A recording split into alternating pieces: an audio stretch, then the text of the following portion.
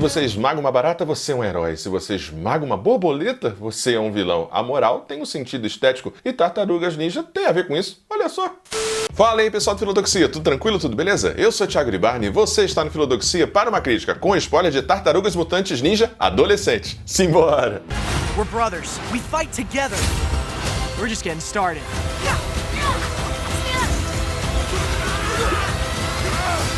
E aqui você já sabe, eu já vou pedindo logo, antes que o preconceito continue nos dividindo e nos matando, deixa seu like maroto, se inscreva no canal caso ainda não tenha se inscrito. Se você estiver assistindo essa prévia em qualquer outro lugar que não o canal, passa lá pra prestigiar que ajuda muito, beleza? Então agora sim, bora começar! Ah, e um aviso, um convite de sempre pra vocês passarem lá no canal Acabou de Acabar. Nós aqui do Filodoxia estamos colaborando lá com o canal. O último vídeo que a gente colocou lá é um vídeo que também tá aqui no canal, que é sobre Fale Comigo, luto, pulsão de morte, etc. Também tá lá, tem Besouro Azul, tem Oppenheimer, dá uma passada lá, prestigie o canal e continue prestigiando a gente aqui no Filodoxia. Agora sim, bora pro vídeo. Então é isso, né? Assim como John Wick é uma virada de paradigma para os filmes de ação, nós temos aí Aranha no Aranhaverso como um paradigma para as animações. E aqui, Tartarugas Mutantes Ninja Adolescentes, nunca o adolescente fez tanto sentido assim, né, dentro de uma animação, dentro de uma história das Tartarugas Ninja, tem aqui uma pegada bastante, obviamente, inspirada, né, nos traços, na ideia de misturar um 3D com um traço a manual, e ficou efetivo, ficou bom, às vezes até mais, ou menos, na verdade, menos caótico, em tese, do que o Aranhaverso para alguns, que mescla muitos estilos, tem um caráter de experimentação muitas vezes. Aqui tem uma identidade visual em Tartarugas Mutantes Ninja Adolescentes mais claro, mais efetivo, assim, né? E assim, já pra tirar isso da frente, Tartarugas Mutantes Ninja Adolescentes é um filme muito bom, mas o diretor Jeff Rowan, editor, coloca a carinha dele aqui, que dirigiu o excelente A Família Mitchell, que tem lá na Netflix. Se você não assistiu, assista, é muito bom. Entrega um filme, sim, bom, efetivo, eficiente, mas, em termos comparativos, não chega perto de, sei lá, Super Mario Bros., não chega perto do próprio A Família Mitchell, não chega perto também dos Aranhaversos, né? Dos dois filmes, aí vai ter o terceiro.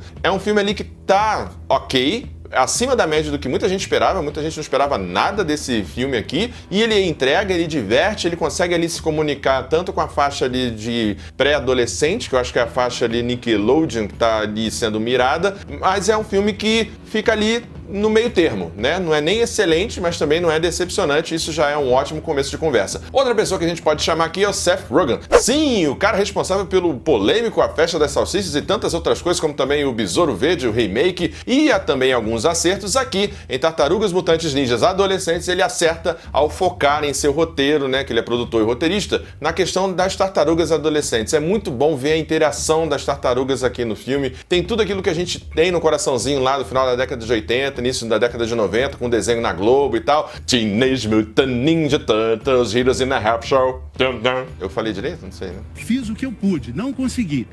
Eu mesmo, fã do desenho lá que passava na Globo nos anos 80, nos anos 90, eu não tinha a mínima noção ali do Kevin Eastman e do Peter Laird, né, dos criadores. Editor, coloca ele aqui, o Kevin e o Peter aqui. Eles criam, né, assim, de modo, sei lá, Man Baby, né, bem underground, assim, e tem um traço bem sujo, bem underground ali no início, o preto e branco. Tem uma ótima saga que é do reencontro, né, que eles se separam, tem uma briga ali, né, com coisa da marca e tal. Depois eles voltam a se reencontrar e fazem o último Ronin, que é a última jornada das Tartarugas Ninja. E assim, tem uma coisa que eu acho que evoca um pouco o traço original nos quadrinhos, na animação, que é essa coisa do tracejado, né, desse rabisco sujo e tal. Tem tudo, sempre um movimento, e tem assim uma coisa do grotesco, sobretudo nos vilões e tal. Acho que isso fica bacana na tela, e essa textura meio de massinha, né? Você olha para as tartarugas, elas parecem de massinha, parece quase um stop motion em alguns momentos, o frame rate reduzido, tal qual em Aranhaverso. Então assim, esteticamente, não tenho o que dizer, é excelente o trabalho aqui. Bom, tirando tudo isso da frente, que tecnicamente é excelente, que é muito bacana ter ali os heróis interagindo na sua fase adolescente, nesse contexto foi muito boa a ideia da direção de gravar os atores dublando, né, numa mesma sessão, coisa que acontecia na dublagem brasileira antigamente, todos os dubladores na mesma mesa dublando e não em canais separados, em sessões de gravação separada. Então aqui fez tudo junto, né? Todos os atores juntos ali, ficou bacana, né? Um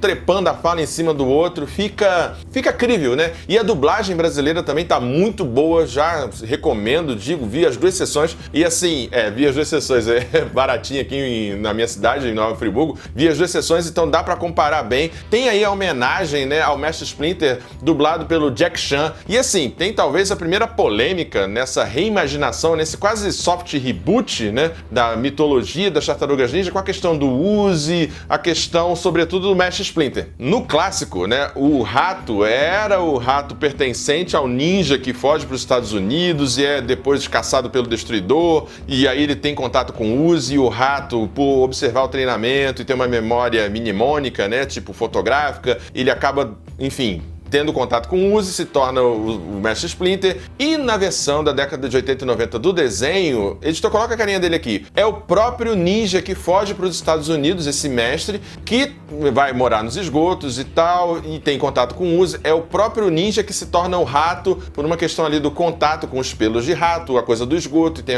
enfim. E aqui tem uma diferença bastante interessante, que pode agradar ou desagradar alguns, né? O Mestre Splinter, como a gente viu, ele é um rato comum, que é muito engraçado, eu ri disso, ele aprende Kung Fu e tal, quase como um Shaolin do Nordeste aqui que tem no Brasil, que é aquela coisa de ver os filmes sobre Kung Fu, artes marciais e emular com seus filhos, as tartarugas, essa ideia de defesa pessoal, da arte de Kung Fu, do ninjitsu e tudo mais, mas na ideia de consumo da cultura pop, dos enlatados e tal. É uma mudança que pode agradar, pode desagradar. Eu estranhei um pouco também a questão estética do Mestre Splinter, mas assim, tá ok. Falando em estética, dá pra gente chamar um... Momento filosófico. E para começar o momento filosófico aqui, eu achei que não teria, mas dá para ter alguma coisinha assim, eu chamo Immanuel Kant. Sim, Immanuel Kant, um dos grandes pais aí do iluminismo, do criticismo, e a questão do juízo estético. A frase que eu disse lá no início, se você esmaga uma barata, você é um herói, se você mata uma borboleta, você é um vilão, a moral tem um sentido estético. Não tem um autor claro, não tem um autor definido. O máximo que eu consigo me aproximar efetivamente é aqui de Immanuel Kant e a questão do juízo estético, que tá no campo do subjetivo. Mas se a gente for expandir um pouco essa ideia dessa frase que não tem um autor muito claro e definido, faz sentido se, sobretudo, a gente pensar, sei lá, em cristianismo, né? Tudo que é mal, feio, do inferno, pecaminoso, é o grotesco, é o escuro, é o vermelho, o preto, a ideia do nojento, do asqueroso, e tudo que é belo, forte, justo, etc., é o branco, o claro, o límpido, o esteticamente definido. Então tem um pouco isso a ver com a questão do preconceito aqui com relação aos mutantes na cidade de Nova York, nessa cidade cosmopolita, né? É bem interessante perceber que as próprias tartarugas têm um pouco isso, né? Elas têm os traços arredondados que evocam um pouco aquela coisa do Baby Yoda, a coisa da feição do bebê humano, que causa empatia com a gente e menos estranhamento. Em contrapartida, os vilões são bem grotescos, bem asquerosos, viscosos e tal. Isso dá uma repulsa, dá uma vontade de matar e exterminar com mais facilidade, digamos assim. Então faz sentido esse entendimento meio de senso comum que a moral tem um critério estético. Faz algum sentido, sobretudo aqui na obra, né, nas Tartarugas Mutantes Ninja Adolescentes. E aqui também dá pra gente chamar a ideia de especismo. Editor, coloca na tela, por favor. Especismo é tratar outra espécie como menor, tendo como padrão a espécie humana. É o que a gente trabalha, por exemplo, em bioética, o experimento com os animais. Eventualmente, as pessoas veganas também abordam essa ideia do especismo, né? Porque vacas, coelhos, ratos e outros animais são tratados com menor dignidade ou com menos importância, se nós também somos animais. Então, assim, tem ali um pouco um discurso especista, né? No sentido de teste em laboratório, de você fazer o experimento da ordenha com esses animais. Essa parte da ordenha é bizarramente legal, cara. Mas enfim, tem essa crítica ali subjacente da questão do especismo ali e tem também, obviamente, a questão, aí eu acho que é mais psicológica, né? Em termos de aceitação. Aquilo que dá, e aí não é um autor específico, poderia ser Freud, Lacan, Melanie Klein, poderia ser qualquer um desses assim, mas o ser humano, entendido como um ser de falta, ele é um ser que precisa do reconhecimento do outro para se ver como alguém ou algo de valor. Então ali nas Tartarugas Ninja tem um pouco isso, né? Elas precisam do reconhecimento da cidade, os próprios vilões têm um pouco essa percepção, né? Só que vão para uma linha oposta. E aí eu chamo a ideia de Martin Luther King e Malcolm X. Martin Luther King e Malcolm X serviram e servem de inspiração até hoje, né?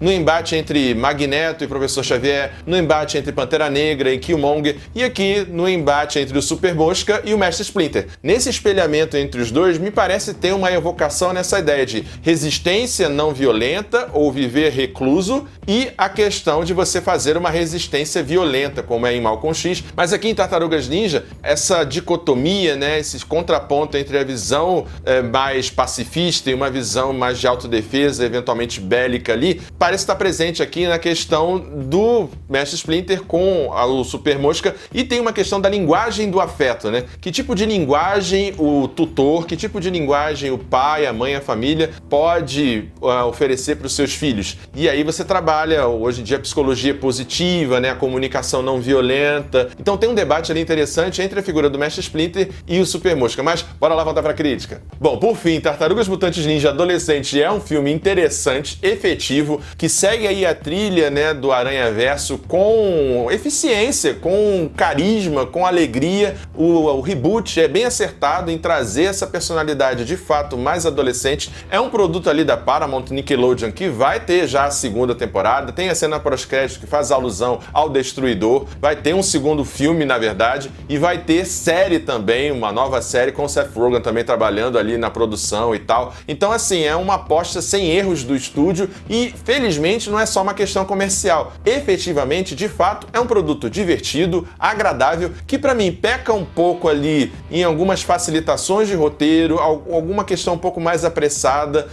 Tem ali esse embate entre o Mestre Splinter que eu falei e o Super Mosca. Às vezes o texto, ele é muito, sei lá, pra mim, que eu não sou público-alvo, ele é muito na cara, ele é muito cru, né? Não tem muita nuance, assim. O humor, ele encaixa bem. É um filme que fica ali equilibrado, razoável, mas que não tem o brilho de Família Mitchell, Aranhaverso, Super Mario e tantos outros. Bom, então por isso tudo, a minha nota para Tartarugas Mutantes Ninja Adolescente Caos Mutante é nota 7,5. É um filme belíssimo, muito efetivo, tecnicamente excelente, mas que dentre o cenário das animações tá um pouquinho abaixo da média, mas mesmo assim é muito bom. É isso, pessoal. Espero que você tenha gostado dessa crítica. Não esquece de deixar seu like, se inscrever no canal caso ainda não tenha se inscrito e até a próxima, pessoal. Tchau, tchau. Valeu!